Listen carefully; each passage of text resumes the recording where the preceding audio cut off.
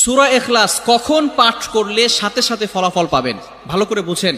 সূরা ইখলাস হচ্ছে পবিত্র কোরআনুল কারীমের ভিতরে ছোট সূরাদের ভিতরে অন্যতম একটি সূরা। তবে ফজিলতের দিক থেকে সূরা ইখলাস হচ্ছে গুরুত্বপূর্ণ ফজিলত, এবং এই সূরাটা এমন একটা সময় আল্লাহ পাক রব্বুল আলামিন নাজিল করে দিয়েছেন যখন আল্লাহ রাসূল সাল্লাল্লাহু আলাইহি ওয়াসাল্লাম দ্বীনের প্রচার করতে লাগলেন।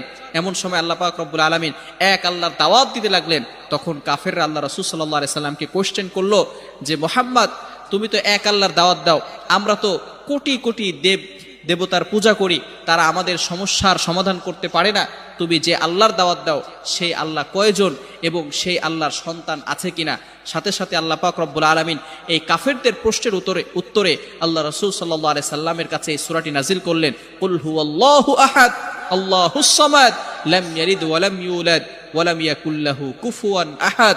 আল্লাহ পাক রব্বুল আলামিন এক, অদ্বিতীয়, এবং আল্লাহ পাক